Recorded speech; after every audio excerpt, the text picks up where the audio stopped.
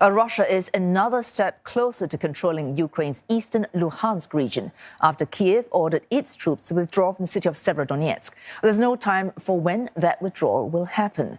Russian forces have made advances and are now nearly encircling the key battleground. The governor of Luhansk says it does not make sense for Ukrainian soldiers to stay in positions that are being heavily shelled. Severodonetsk has seen months of intense bombardment and all-out street fighting. The defenders pulling out will fight Russia's invasion from other areas.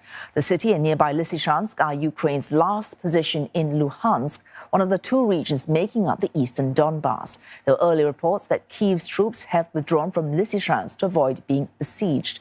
Russia has been targeting the Donbass ever since it failed to capture the Ukrainian capital, Kyiv.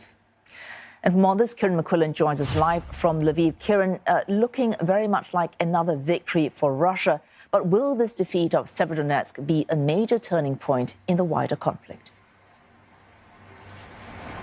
Well, of course, as you mentioned there in your introduction, this does look like the entire Luhansk region could now come under Russian control, which would be a turning point in a sense, because this is what Russia has been talking about, its pivot to the Donbass so many months ago. Now, the detail behind this, Serhiy Haidai, the regional governor, went on television this morning to say that the Ukrainian troops in the city of Severodonetsk on the eastern bank of the strategically important Severodonetsk River would be retreating. He said that there was no reason for them to stay there to try and guard and look after poorly fortified positions. He said that 90% of the city is now destroyed, and that would feed into this idea of a skeletal town, no reason for the Ukrainians to stay there. This is what's known as a tactical retreat militarily. There are some questions over this now because the bridges between the eastern bank of that river and the city of Lysychansk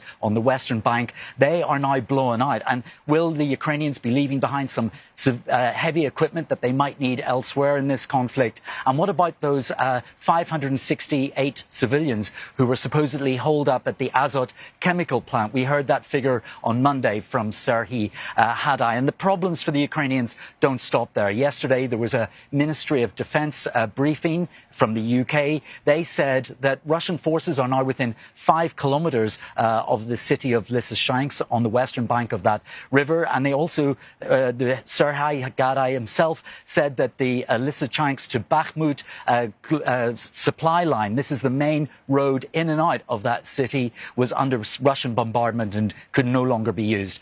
And some developing news in the last couple of hours. It looks like 2,000 Ukrainian soldiers plus 80 foreign fighters may have been surrounded by Russian forces around the village of Hirske and Zoloty. This is south of Lysychansk. This is according to the Russian Defense Ministry. And Alexei Babchenko, he's a municipal head of the village of Hirske. He said that indeed it does look like some of these forces are now surrounded by Russians and that they could be in a situation where they might have to surrender.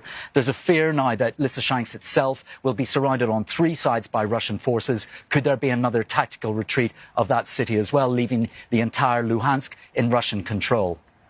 Thanks very much indeed for that. Thanks for that update as well. Kieran McQuillan speaking to us there from Lviv.